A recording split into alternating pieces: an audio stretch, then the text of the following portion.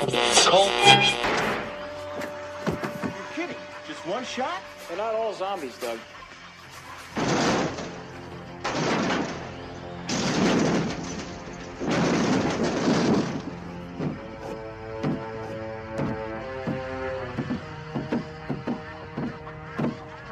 How do you fight this thing?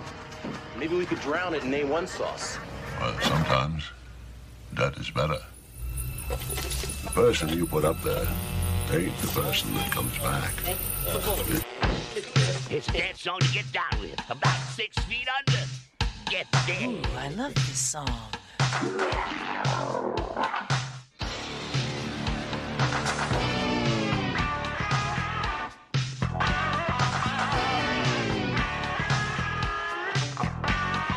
I'm hung up in a grave situation. And now we come to the thrilling final episode of our radio drama. Hello and welcome to episode 167 of the Rotten Views podcast, but you guys already know that. If you clicked on the link, if you searched it out, if this is your first episode of the podcast, or if this is on your automatic download list, I appreciate it, and thank you for coming back for another episode. We have what I think is going to be another fun one in store for you guys. But you guys already know that, because if you're looking at the title already, you know we're watching Stone Cold from 1991. No, we're not talking about the WWF Attitude Wrestler known as Stone Cold Steve Austin. We're talking about the Brian Bosworth movie, Stone Cold. I mean, I'd be up to talking about some wrestling too. If you guys want to talk about wrestling, I'm definitely down for talking about wrestling. So if you want some like short podcast, like a special mini episode where we discuss maybe in some old pay-per-views, I'm totally down with that. But let's get back at the movie at hand. But before that, actually, let's get some business out of the way. I just want to say thank you to everyone who's been checking out the YouTube channel. We're getting closer and closer to that 600 mark. And then hopefully soon enough, we'll reach 1,000, and then once we do reach 1,000 subs, I'm going to give away some free artwork because I just want to get back to you guys. And thank you for everyone who showed up to the live stream. That was last night. It was November 10th, I think it was. Yeah, the 10th. So, like, my whole mindset and memory is a wash right at this point in time because this whole week has been a long week. Been dealing with a house full of, sick people, myself included. But we're getting through it, and we're going to get another new episode out there as well. But thank you again. We got some new artwork dropping. I just finished my Joe Gacy NXT wrestling piece. I got some more wrestling pieces coming out. So, yeah, if you guys can, check out all the social media stuff. If you don't check it out, like, listen to the end of the episode. That's why I'm putting it out there now. If you can, follow me at Typhonsign on all social medias. We have the Instagram page, we have the Facebook page, we have the YouTube channel, we have the TikTok channel, we have the Twitch channel, we have X. Well, I still want to call it Twitter, but it's called X now. We got that as well. And there's probably some other things I'm forgetting because I just had the pauses because I had a sneezing attack. Because we're at that stage in my life right now. But it's fun. It's fun. Everything's fun. It's almost midnight here at this point in time where we're getting ready to record this episode. Nothing abnormal for me to be recording a podcast episode late at night. I'm used to it at this point, but at least we're ahead of the list a little bit because the last episode just dropped today, early this morning, and we got the next week's episode already done, and we're hopefully going to be able to get at least 1 or 2 more episodes done before this episode even drops, assuming that I don't get worse. I've been sneezing a lot lately, so if I sound a little stuffed up, I am sorry. We're getting through it though, and we're gonna get right on to the movie at hand. So before we do, we'll go through the ratings and whatnot on this movie. It's got 6.1 out of 10 on IMDb, 42% on TV Guide, and a 4.5 out of 5 on Amazon CA. 89% of Google users apparently like this movie. The original release date was May 17th, 1991, and it had a budget of apparently $25 million, and it only had a box office of $9.1 million. That's a little sad. It's a little bit sad. The director for this was Craig R. Baxley, who's also known for he's big into the stunts, because he did the stunts for the original Predator. He was a second unit, so I'm not sure what the difference is between second and first unit. But he was also the director for the 1988 movie Action Jackson, what we are going to be doing on this podcast because I want to rewatch that movie because that's a fun, crazy action movie. Other than that, he just did a bunch of stunt work. He did 96 episodes of The Dukes of Hazzard and 97 episodes of The A-Team, where he was a stunt driver and stunt coordinator for both of them. And then the writer for this movie is Walter Dongner. I probably screwed that one up, but he's like, his best known stuff that comes up on IMDb is Rope of Sand from 1949, Duffy of San Quentin from 1954, and The Survivors TV series from 1969. And then we jump cut to 1991 where he did Stone Cold. He did a bunch of TV episodes in between that. Like, he did an episode of Moving On, Great Trucker TV show if you guys haven't watched it, but that's from 1974, I believe. So, you know, he hasn't been known for doing too much. Just a lot of TV show stuff here and there. And I know we never really talk about too much, but the leading actor in this is a man known as Brian Bosworth, a former Seattle Seahawks linebacker who's done a lot of B-action movies. Nothing too crazy to talk about. This is probably one of his better movies. And again, I don't know all of his movies that well. I know there's like One Man's Justice, and there's a couple other ones. He was in the Adam Sandler remake of Longest Yard. I think he plays like a defensive guard or something along those lines. But in that, he's not too well known. But the other person that's starring alongside him playing Chains Cooper is freaking Lance Hendrickson, best known for like playing in Aliens as Bishop, and then one of my personal favorites is he plays the dad in Pumpkinhead, which I love that movie. The creature design for Pumpkinhead is amazing. We've done, I think, Pumpkinhead 1 and maybe 2. I know we've done a couple on the podcast, so definitely go check those out if you want to. And then we also have Willem Forsythe in this as well, who's in the 1987 Raising Arizona. He plays Sheriff Whitell in Devil's Rejects from 2005. And he's also Flap Top from the 1998 Dick Tracy, which we're also going to add on to the podcast list because I've only seen that once. I have the VHS somewhere in my home. I don't know where exactly. I got so many movies all over the place. Probably in storage, most likely, because it's VHS tape. And, you know, it's crazy to think that those were the popular things back in the day because they take up a lot of space, especially if you have clamshells on them, like the big, thick plastic cases. But I'm just getting off track with that. I'm getting off track. It's fine. We're going to do a quick rundown of the storyline from IMDb. Joe Huff is a tough, go-at-alone cop with a flair for infiltrating dangerous biker gangs. The FBI blackmail Joe into an undercover operation to convict some extremely violent bikers who are angry at the capture of their leader. Taglines is drug, sex, and murder. This gang was game for anything until they met the cop who stopped at nothing.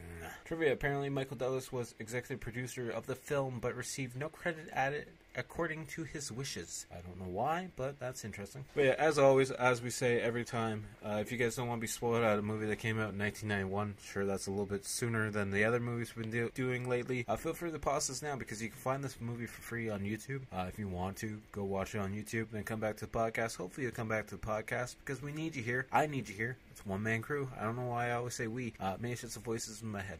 I'm kidding. It's fine.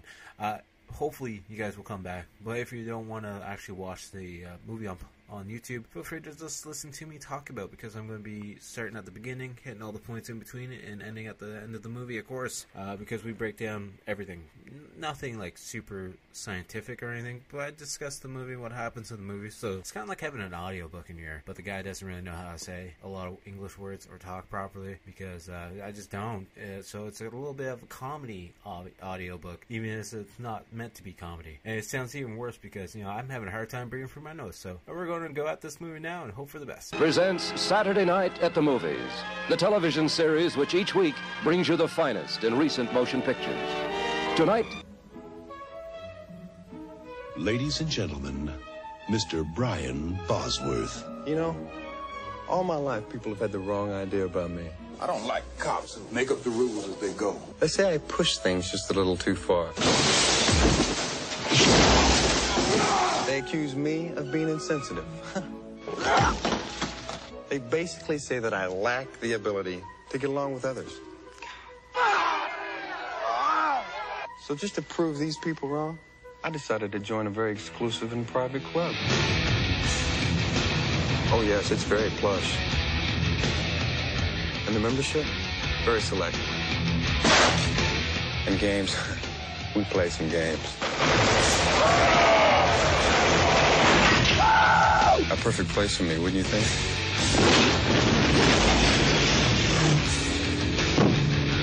You just picked up the wrong passenger, buddy!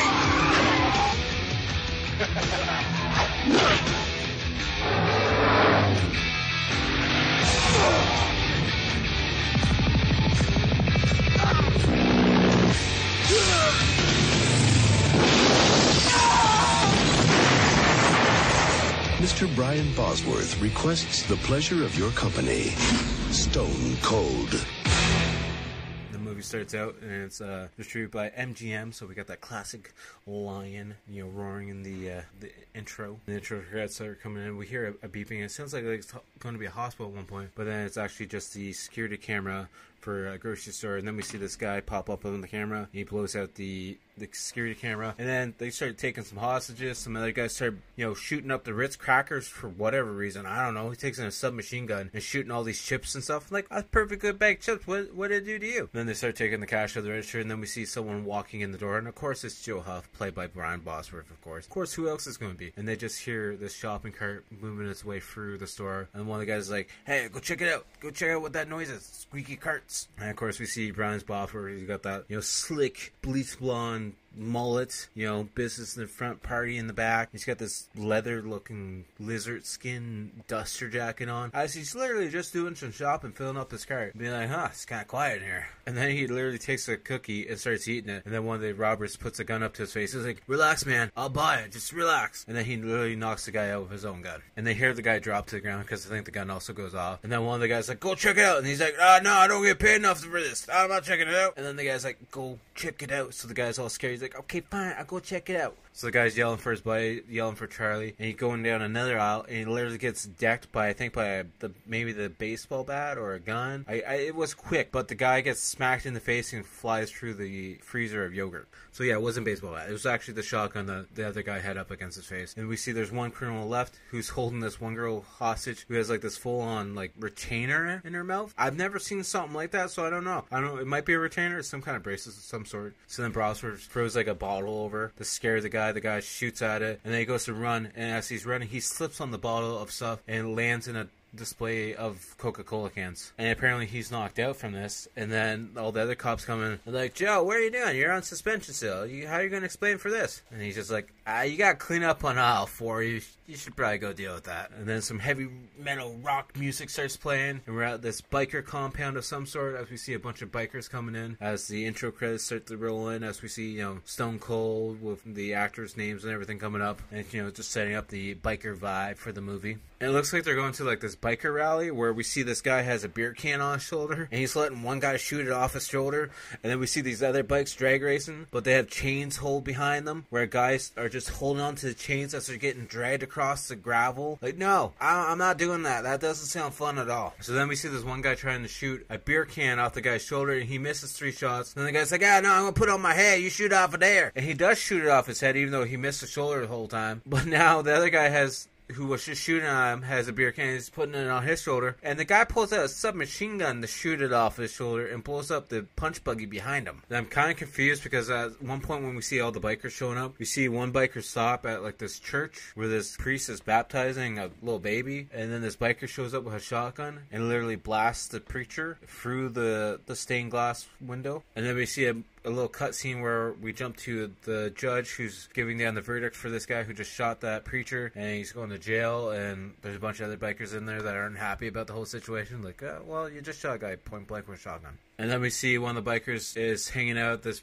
judge's house where he's going on his pawn. He goes to start the engine on his boat, and the whole boat blows up. And he's just watching from the bushes as he's smoking a cigarette, being like, yeah, that was us. Then we see Brian Bosworth making the most disgusting breakfast shake I've ever seen in my goddamn life, because he puts some orange juice in a blender, then he bites the ends of 2 Snickers off of the wrapper, puts those in, then puts a bunch of chips in, then cracks some eggs and puts some eggs in, puts a banana in, puts some hot sauce, Tabasco sauce in. As he's reading the paper, it's like, it's no big deal. I'm sure it tastes lovely. If somebody wants to try that at home, let me know how it goes in the comments below. You're a brave soul if you try it. It's okay, though, because he wasn't, making this for himself. He was actually making it for his monitor lizard. And the monitor lizard doesn't want to eat it at all. And he's like, hey, listen, dude, if you want to be a stud, you're going to have to start eating your breakfast, or this isn't going to work out at all. And he has to knock at the door, and it's 2 FBI agents being like, hey, gotta talk to you for a minute, huh? So then we see the agents taking him down into a secure parking lot where they're swapping over cars so they can have their meeting together in the car. And that's where they're giving him the rundown about Chance Cooper, who's been on a murder spree a couple towns over, and that's played by Lance Hendrickson. And apparently they've been known to work with the mafia, and they're trying to branch out nationwide so they can build their drug empire as well. The FBI knows about it, but they can't really track it or get the right connections, so that's why they want Joe, Brian Bosworth's character, to infiltrate the biker gang. just set them up in this thing. That way they can get busted for it. I find it funny. This is where Bosworth's like, if you don't think they're going to just drag someone down the interstate if they take a prospect in, like, prospect, what's that mean? Like, you should probably know a little bit of history or knowledge about the biker gangs and how they run before you're trying to, like, take them down. Just saying. And that's where Huff's like, I'm just going to sit on my 3 weeks of suspension. And then the main agent's like, well, about that 3 weeks, it's now going to become 6 months without pay. So do you want to do this job or not? I'm just asking, if not, we'll find someone else to do it. And that was like the next day, and it's 6:02 in the morning, and one of the agents, Lance, played by Sam McMurray, shows up. He's like, hey, glad to see you're on our side. And Bosworth just closes his door in his face. He's like, yeah, it's way too early for this crap. He's like, I got bran muffin stuff if that's what you need to wake up. Come on, we're on the same team here. And then Bosworth goes to use the washroom, and then we see something moving underneath the towel. And Lance is like, so, Joe, do you have a dog? And it's actually the monitor lizard behind, like, underneath the thing. And then Lance is sitting on the bed, and then this lady comes out from underneath the covers, and she's completely naked. And he's like, oh, shit, sorry, I didn't know you were there. And of course, any 90s action movie wouldn't be complete without a strip club. So then we show up at a strip club where we see Bosworth's character showing up on a motorcycle. And then we find out Lance is also there. He's kind of blended in. He's got like a jean jacket on. He's got a hat on. And then Bosworth's like, what are you doing here? He's like, I'm just trying to help you out, blend in. Got bandana on and stuff. And then Bosworth literally rips off Lance's sleeves off his jacket. He's like, you got to do a little bit better to blend in here because you're sticking out like a sore thumb. And we find out Lance is actually hasn't even been given the go by the FBI agents to actually be there at this strip club to help out Bosworth's character. He's like, yeah, I'm just trying to conquer my fears. Strip clubs scare me because they're how dirty they are. And we see Joe and Lance sitting at the bar, and Joe's like, there's one of the vice presidents up there. I'm gonna go make some noise, I gotta try and rattle his chain a little bit. So then he goes up to the vice president. He's like, hey, Ice, let me know a question. Why's your little lady been eyeing up my tail the whole night? Because he's, trying to cause some drama. And then they go, like, face to face, and then we hear this lady screaming at Ice to get down. And then we see this lady being pulled out of, like, the dancing area because apparently she owes 2 truckers some money. So Ice, being the classy, strip club player he is, literally sacks one of the truckers and then grabs a chair and starts beating them over the head with the chair. And then, a fight breaks out because, it's a strip club and it's in the 90s. Of course it's going to happen. And Ice's buddy starts getting beaten up by the truckers and screaming for Ice's help. And then, of course, Joe shows up and literally knocks one guy with a knee and then throws another guy over the bar into all the alcohol bottles. And then that impresses Ice. He's like, so you're pretty cool. And then that guy that he saves, Joe saves, his name is apparently Gut, or everyone calls him Gut. He's like, hey, so the Brotherhood's having a rally this weekend. Why don't you come down? He's like, yeah, I look forward to it. So Joe gets to the rally, and then he pulls up right beside Ice, and then they have a drag race, and Joe actually smokes his ass. Then we see there's like this fighting pit area, and this big biker is literally just throwing guys out of the area, throwing them over the crowd, to be honest with you. So then Joe walks up and takes off his shirt, and he's eyeing the guy over. He's like, hey, you're pretty big. And punches him in the face, and then the biker guy's like, is that the best you got? And literally, the biker guy picks Bosworth up and does a backbreaker on him in the fighting pit. Then Joe finally gets back up off the ground and literally clotheslines the biker, and then the biker just starts choke slamming him, like double throat throttling him and holding him in the air. This whole time this fight's going on, we see Ice walking around and he's kind of spectating, but we also see Lance Henderson's character, Chains, also walking around watching and being like, that guy's kind of tough, I guess. And then we see Joe finally take out the big biker. He does an uppercut, and the guy actually does a backflip, and he grabs him by the head and just drops him back on this hand because he's completely knocked out at this point. And then we have Joe going back to his van with Gut because Gut's walking with him. He's like, oh man, I never thought I'd see anyone beat his ass ever. And then once he gets to his van, we see Chains sitting in his van, and Joe's just like, hey, you mind getting your ass out of my van? He's like, just relax, man. We're just chilling out here. And then we see Chains getting out of the van. He's like, you take my old lady who's sitting in your van. You have some fun with her, and we'll talk about business later. Then we have Ice talking to Chains, like, it's kind of weird this big brother comes around, so he's throwing bodies around, and Chains like, I just smell some business, don't worry about it. Then we come back to the Brotherhood's, MC clubhouse, and we see Chains and Ice and someone else sitting around they're sitting around this like conference table inside the clubhouse where they do all their business, and they're watching this TV where they see District Attorney Whip talking about the Brotherhood and how the Brotherhood's going around killing people and they need to stop this. And then this like army guy walks in like army clothing with the beret hat and everything, and he throws down a package on the table. He's like, you gotta watch this video. It's kind of funny that the District Attorney is talking about this, huh? And then we see Joe showing up to the compound as well. They got security cameras out. They got guards just walking around the area with Doberman pinchers and AK assault rifles. And they're like, this guy looks kind of weird. We're going to let him in, though, because Gut says he's, a friend of Chains. Then we get inside the clubhouse and all these other bikers are just staring at Joe being like, who the fuck's this guy showing up? And then Chains and some other guys come out of the conference room and Joe hands him a package. He's like, you're going to need this if you're going to do business with me. And he's like, what the fuck is it? A letter bomb? And he opens it up and it's actually a bulletproof vest. He's like, you're going to need that if you're going to do business with me.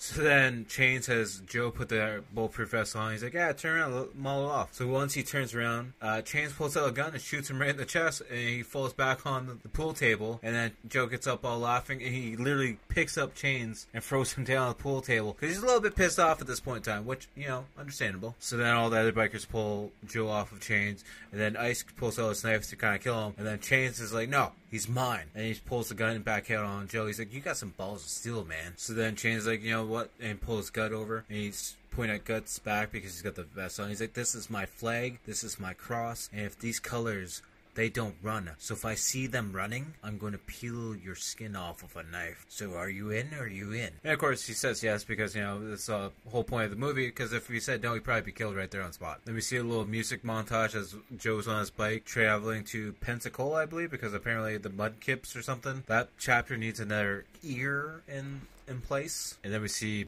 Joe, he's now in this nightclub. It's not a strip club, it's an actual fancy looking nightclub where he's stalking, I believe, Bolivian is the guy's name. So then he goes to talk to the guy at the counter. He's like, yeah, you dance moves like that, you're really good. You should really take a bow. He's like, don't fuck with me. So Joe's like, no, seriously, take a bow. He smashes his head into the counter or the bar and then picks him up over his shoulder and walks away with him. He's like, guys, excuse me, guy's drunk, let's out of the way here. And then next thing you know, we see the guy in handcuffs as the FBI is taking pictures of him. They take a picture of his ear because inside his ear he has a spider web. And that's part of the thing that Chains wants. Chains wants the guy's ear as proof that Bosworth actually did the hit and it actually killed the guy and cut his ear off. So then we see this other guy who's got a fake ear and he's tattooing the spider web, the exact same spider web pattern inside that guy's ear. And then next thing we know, we see Joe and the FBI agents taking Bolivian to aircraft hangar, and they're putting him on a flight, sending him back to his home country. And he's like, I don't ever want to see you come back ever again. So make sure you don't come back, or I will personally kill you. And then we see Joe back at the biker club as he throws the ear back at Chains. Like, here's your ear. Everything went fine. And then apparently there's another gig that Chains wants Joe to do, but Ice is a little pissed off. He's like, that's my gig. He's not even a member. But apparently Joe has to watch over Tool and Nancy as they go to get a cash grab or get some cash that they're owed to. I don't know, something along those lines. And then as they leave, we have Chains calling this police station, or some lady who picked up the phone at police station, or maybe it's not even a police station, I don't know. But anyways, he's like, I need you to do me a favor. I need you to run the background check on this John Stone guy who is the fake name that Joe gave Chains in the biker group. And then we see Tool and I believe Nancy showing up at this massage parlor or brothel. I'm not really too sure what it is. It's an Asian lady giving some money. But then we see a bunch of naked ladies in lingerie just walking around up the stairs and all over the place. And then we randomly see Nancy and Tool getting in an argument on the street. And then this random cars come by. He's a mafia guy. He's like, goddamn bikers collecting money in my goddamn neighborhood. And literally just throws a grenade at Tool. And next thing we know, we see the grenade blow up and Tool go through the window of a shopping center. And then the car shows up around this alleyway where I guess the other lady wasn't Nancy. Nancy's is actually Chains girl. And they jump out, they grab Nancy, but they steal the purse that has all the money inside of it. And then they jump back in the car and they leave Nancy in the alleyway. And then Joe jumps on the hood of the car and tries to, get them to stop, and then he falls off the hood, and the car finally drives out of the alleyway onto the main road and literally gets T-boned by a big-ass truck. The driver's knocked out in the car, so then Bosworth catches back up, puts one guy's head through the window, and then he breaks another guy's arm, and then this other mafia guy comes out and pulls the gun out. He's like, hey, freeze. This is my sandbox. Tell Chains to fuck off pretty much. The mafia guys get back in the car. The one guy's got like a broken nose, the blood just pouring out his face. The other guy's arm is broken out like the elbow. And they're like, come on, let's go. We're out here. And then Nancy's freaking out because she's like, I think his name was DeVici. He took the money, and Nancy's like, Chains is going to kill me if he doesn't get his money. They just took away $400, and then out of nowhere, Joe just pulls out a wad of money out of his pocket. He's like, here's $400, just don't tell him where it came from. And then we see Chains and the guys just going through the hospital, walking through, and the nurse is like, come on, you guys can't be visiting here. This side of the wing's all, off for visitors. And they're going to see Tool, who's held up in a hospital bed, his face is a little bit destroyed because, a grenade went off in his face and he went through a window. And he's like, hey guys, how's it going? And Tool's in so much pain in bed. He's like, Chains, please just kill me. Please, man, just kill me. And we find out that apparently the girl that was with Tool that they got in a fight was actually Marie. And she's like, I got you this, Tool, don't worry. She's going to take care of you. She's going to marry you. She's going to be everything you need. Don't worry about it. You got my word because, if she doesn't, I'm going to kill her and then I'll find another one for you anyway. So don't worry about it. And then as everyone's leaving, Ice comes over to Tool. He's like, hey, if I was there, I would have made sure DeVici would have never did this to you because, that's Joe's fault that happened to you. And then Joe is sitting down with Chains. He's like, I got this deal. I just need some protection. And I think it's it's a vial of maybe liquid ice. I don't know what's actually in the vial. It just looks like some sparkly water, to be honest with you. And Chains is like, yeah, I got a buyer. We can get this deal done. Don't worry about it. And then we see Joe and Chains showing up at this sit-down meeting instead of this fancy restaurant where they have a big giant black present, and they're sitting down with the mafia guys being like, yeah, it's a present, don't worry about it. Inside the box, they pull a full black motorcycle helmet with a visor and everything on it. And they're like, it's very nice. I don't ride, though. And Chains starts laughing. He's like, open it, though. Open it up. Look inside. They open up the visor, and we just see eyes. Well, there's a head inside there. We assume it's DeVici who tried to blow up Tool. And Chains just starts laughing about it. He's like, hey, look, we've got enough crank here to, crack up the whole Gulf Coast. How about we do this deal? DeVici's dead. You tried to kill one of our guys. It's fine. We got this deal. We can work out. 50,000 and run. Let's just get it done with. And then Chains is seen just replaying the video with the district attorney who keeps repeating that he's shooting for the death sentence, and Chains just keeps repeating it over and over again to the point where then the district attorney is just saying death over and over again. And then we have Ice showing up to talk to Chains as he's in his little meditation area. He's trying to get calm and relaxed for the night because it's late at night. And Ice is like, I'm a little bit worried that Stone Joe, Brian Bosworth's character, pretty much has you wrapped around his finger because I'm the only one doing the killing around here, but yet this guy seems to be doing everything with you. And then we see Bosworth's character showing up to this gas station where he's meeting up with Lance, who's hiding in a washroom stall, and he's knocking on the door. He's like, hey, safe, you can come out of the stall now and stop hiding. But also something I noticed while he's pulling up to this gas station on his bike has a skull with flames painted on the gas tank, but also this skull has the matching blonde mullet to go along with Bosworth's character. Funny little touch, I guess. That's when Joe's telling Lance, he's like, I can get the Mafia and the Brotherhood all in one chance. I need a bunch of P2P is what they're calling it. And he's like, we get all this P2P together and we can get the deal done and we can catch them all at the same time. Then we see the Brotherhood showing up on this bridge where these two little army guys are holding it off, and the two army guys are like, alright, we're going to need to see all your papers if you're going to cross the bridge here. Mandatory orders. So the one guard's like, yeah, it'll only take a minute, just let us do our job, please. And then Chains pulls out a gun on them. He's like, yeah, let us do our job too. And one of the other bikers knocks out the other guard. It's like, okay, alright, fine. And the next thing we know, we see those two guards being put into crates as they nail the lids down on them. And then we see Chains, talking to the guys, doing all these fist bumps and stuff. He's like, yeah, it's better to be first in hell than second in heaven. And then one of the guards says, please, don't kill us. And then Chains just pulls out the gun and shoots both the guards, and we see the crates fall over. And then Gus speaks up. He's like, hey, something ain't right here, guys. This is Brotherhood. We ride together. We died together, but we never kill anyone in cold blood. What's the hell's going on here? And he's saying this directly to Chain's face, and Chain's not too happy about it. He's like, I suggest you get on your bike and you just ride. So Gut then gets on his bike, and Chain starts his bike. Then Chains pulls Gut off his bike, and then he holds his hand open, he's got Gut's hand open, and Gut's trying to close the fingers. But then Chain's like, no, open them. And we see someone else revving up the bike, and the tires are spinning, and we see what we assume is Chains pushing Gut's fingers into the back tire car, the bike, and pretty much ripping all the fingers off, probably. I'm assuming. I wouldn't know what would happen, but I'm assuming that's what happened. And then that night, we see Nancy filling Joe in on everything that happened, and she's freaking out. She's like, I should have left before all this stuff happened, and, before D-Day happens. And Joe's like, what do you mean D-Day? What's this? And apparently this is a deal that Chains needs all the money for, because it's his big main plan to happen. And then Nancy's going on about how she's going to leave, and Joe's like, you can't, because if you leave, then they're going to hunt you down. I came to the Brotherhood to take, get what I want and then leave. Who's to say I can't take you with me? I could probably try and fit you on my bike too, but let's just do what I need to get done. And then they start making out, but that's besides the point. Then we cut back to that bridge again. It's still nighttime, and we see a bunch of army guys in an ambulance, and they're taking the crates out of the back of this army truck, and all the cops are there because apparently, I guess they went to show up, like to check on the guards, or maybe swap out, take over for someone else kind of deal, like swapping out hours or whatnot. I'm not sure if there's 24-hour protection on the bridge. I don't know the whole point of it, but anyways, they pop the crate lids open, and we find a bloody letter inside on one of the guy's chests. And inside that envelope that's inside that guy's chest is Whippet, the district attorney, and it's got blood made out of an X, or an X made out of blood, I should say, across his face, being like, yeah, he's the next target. And then we cut and see Joe and Nancy out for some food at a diner, and the waiter comes over to give him the receipt, and it's confusing because it has a parking lot number on it. And he looks up, and it's actually Lance pretending to be the waiter. He's like, yeah, you gotta meet us over here. And next thing we know, we see Joe leaving this diner, and then Ice is showing up, and he's watching him as he drives away, being like, wonder where you're going to.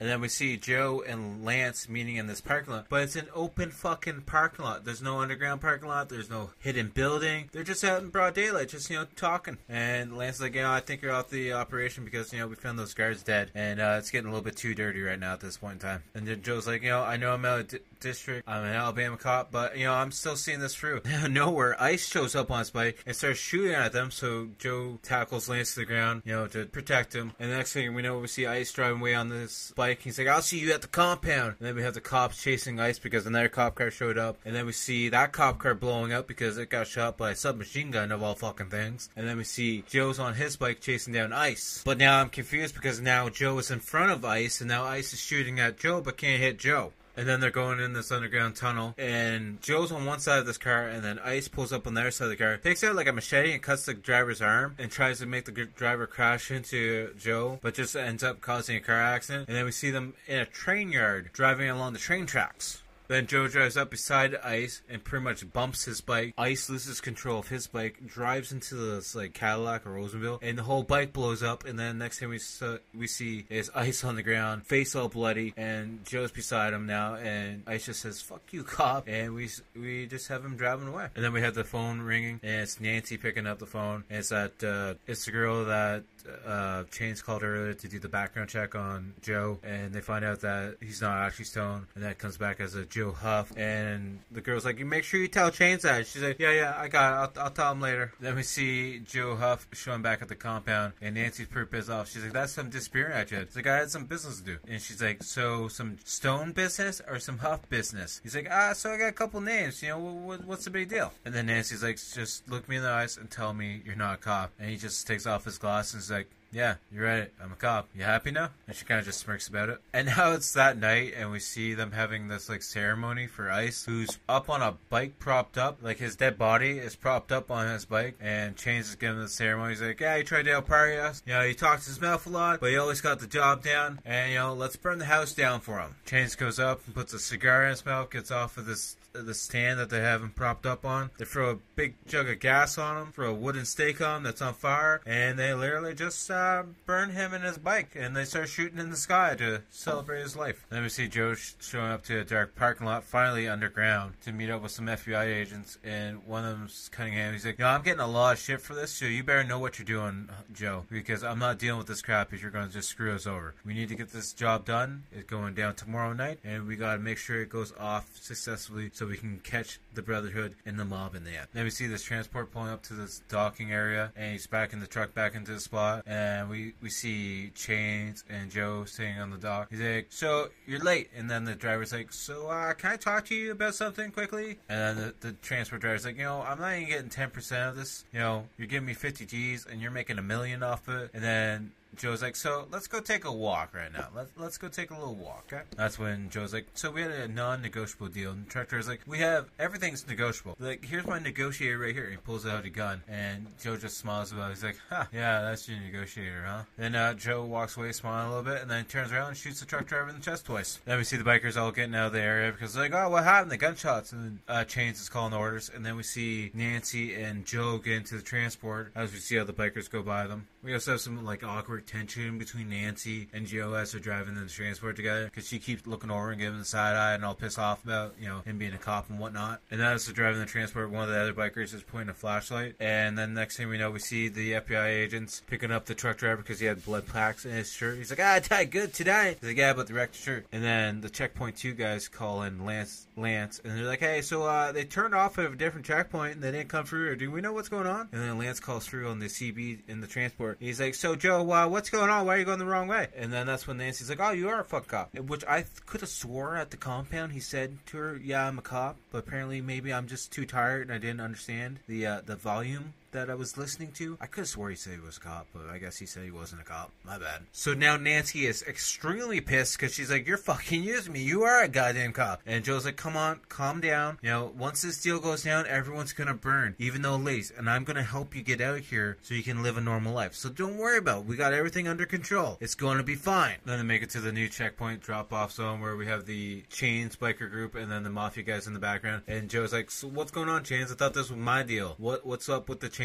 What's up with the different drop-off spot? James is just like, you know, it doesn't matter where we settle up. You know, this is my operation. And then Joe gets on his bike and drives away. He's like, you know what? We'll settle up later. Don't worry about it. So then Joe goes to the meeting area where they're originally going to meet, and then Lance is like, what's going on? He's like, Chains pulled a switch up on me. Yeah. He switched up the drop-off zone, the deal went down. So Lance's like, so we got $1 million just sitting out there? And then he's like, I gotta go back, I gotta get this deal done because, you know, we can't have this shit out on the street. And next thing you know, we see the Mafia guys driving the transport, and then Bosworth comes up on his motorcycle beside him. He's like, pull it over. And the guy in the transport is like, fuck you. And he's like, okay, fair enough. I'm just gonna start shooting the cables on the back of the trailer, and I'm gonna make you pull over. And then the trailer comes loose, and one of the other Mafia guys is like, the trailer's loose. And it just happens to come loose and slides into a gas station and blows up. Coincidence, I know, right? And then we see that army guy that was talking to Chains earlier. He's showing up at an army base, and he gave like $200,000 to a guy for some weapons and a chopper. He's like, I'll be back in 22 hours, or, you know, we're both fucked. He's like, don't worry about it. I can fly this better than anybody else on this base. Don't worry about it. It's fine. And then we see Joe showing up at the compound for the Brotherhood, and they have a military helicopter now. He's like, what's going on? What's with the chopper? And then they go into the main headquarters, and Chains laughing. He's like, hey, glad you could make it. We're having a little go-away party. Then Joe's like, so who's going away? He's like, you are. And that's when we then see Bolivian, or whatever his name is, come out of the background. He's like, look, long time no see, huh? Good to see you, man. And then we see Chains slowly loading his gun with only 3 shots in his 6 revolver. And he's like, I told you not to fuck with me, and what comes around goes around. So, what you get is what you get. And Chains pulls up his gun. He's like, God forgives, but the Brotherhood doesn't. And then he literally just shoots Bolivian right in the chest. And then Chains goes over to Joe, and he's like, Joe Huff, I'm gonna break your heart. And then he literally turns around and shoots Nancy right in the face. And then Chains goes to cock the gun again and pulls the trigger, and the gun actually doesn't go off because there's no bullet in it. And he's like, I guess you're going to be my angel then, because the whip dies tomorrow. And then we see, you know, Joe in the compound. I think he might be handcuffed. I'm not really too sure. But we see the army guy working on a bomb, and there's a bunch of other guys getting radios as they hear the district attorney radio broadcast. I'm not sure what you would really call it, but it's someone talking about the trial that's going on, how they're going to try and get the death sentence set up for the Brotherhood member. And then we see a bunch of people being like metal detected as they're trying to get into the courthouse, and we actually see Chains coming in as like a reverend attire, and it buzzes at him, but he's like, yeah, I just took my necklace here. He's like, oh, sorry, Father, you know, go ahead, go in. And then, of course, where the district attorney sits, in the row behind him, we actually see Father Chains sitting behind him, just giving the death stare. It's like, yeah, you're dying. Then we see the Brotherhood army guy showing up with a chopper, and we have Joe in the back of the chopper as well. And I believe they have the bomb strapped to him because they're gonna have the D-Day bomb go off as well. And then we literally see Chains reaching underneath his seat, where he found a gun attached to the bottom of the seat. He's like, yeah, I'm just gonna get this ready for when I need it. And the chopper, as they're getting ready to strap the bomb to Joe, because apparently they didn't do that beforehand, he literally gets his hands free from the hydraulic lines that are attached in the chopper, and then the he starts pouring the lines in the guy's face, and then we see them fighting in the back, and then the pilot's like, the bomb, you gotta get the bomb out of here before it goes off. And we see Joe fighting with this biker in the back of the chopper. He looks at the bomb, there's like 11 seconds left. So then he puts it in the biker's vest and literally pushes him out of the chopper, and as he's falling through the sky, he blows up. Then as that explosion goes off, Chains grabs the district attorney and starts shooting him, and then he starts shooting all the guards in the courtroom, and then they have a transport as well, or like a box truck full as well, and it breaks through the barricade, and we see this machine gun apparently has unlimited ammo, because Chains is literally just killing pretty much everyone in the courtroom. And then we see the box truck back up against the one door, and a bunch of bikes come flooring out of it, and they break through the window. And then we see Chains finally reloading the gun. He's like, "Hey, Whip, I got a surprise for you." And then Chains, as he's standing there staring at Whip, he's like, "So at a time like this, I think of my father's last word." He's like, "Son, don't, that gun's loaded." And then we just see him unload bullets right into Whip. And then we see the bikers all riding their bikes through the courthouse. And then we see Joe pretty much got the army pilot in the headlock. He's like, "Take the helicopter down." He's like, "Hey, you want it down? I'll take it down. Don't worry about it." As they're coming down closer to the road, all the cops are shooting at them because they don't know what the hell's going on at this point in time. They just see an army helicopter coming closer and closer to them. And then we have one biker break through a window, and he's yelling at all the cops outside, "Say, we got all the exits secured. You make one move to this building, we're gonna kill all the hostages." And he's just yelling like he's got a fucking bullhorn for a fucking vocal cord. Because the whole time he's yelling about this to the cops that are down on the road, there's a military helicopter flying overhead. And then Chains gets on a bike and to everyone. He's like, "Yeah, alright, everyone's on their own. Just get the hell out of here." And then Joe jumps out of the helicopter, crashes through the skylight, and literally knocks out one of the bikers that has a whole group of hostages. Then one of the bikers drives through the front window and literally gets destroyed by the military just standing outside. Then one of the bikers is on a balcony as the military guys are coming in, and he's trying to shoot them all. And then Joe just comes on the balcony across and shoots him once in the head. And then this other biker's coming at him that has the guy that was on trial on the back of it. And he's shooting at the bike, and then the bike just blows up. And apparently the guy yelling is Mudfish. And he's like, there's a cop coming, and he just literally destroys the cop. And we hear one of the other bikers like, Mudfish, you're freaking out, man. We gotta just stop doing this. He's like, "No, I'm gonna kill all these guards if I have to. Take them all to hell." And of course, the biker that was trying to calm Mudfish down is actually Gut. And then Gut tries to leave the room, and then Mudfish shoots him. Then Joe comes around the corner and shoots Mudfish to the point where he blasts out the window and falls on the roof of a car. And then we have the military guy still in the helicopter. He's like, "We gotta get out of here. It's getting a little hairy out here." And then we have the standoff between the biker that has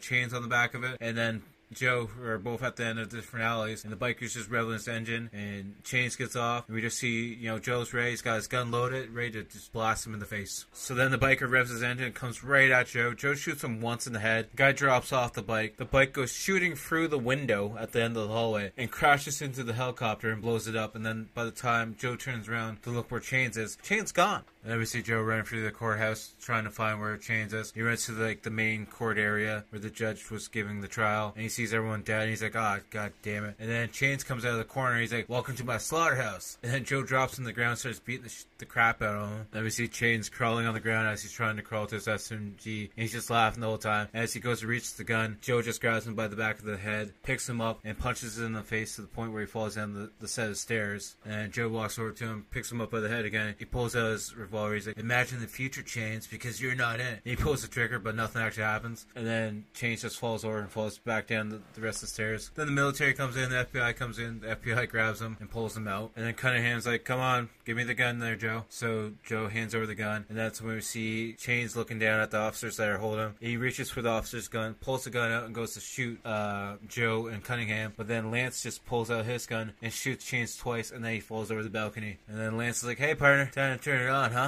Then Joe just smiles about it. The music starts to come on, some rock music, and we just see him walking out of the courtroom, or the courthouse.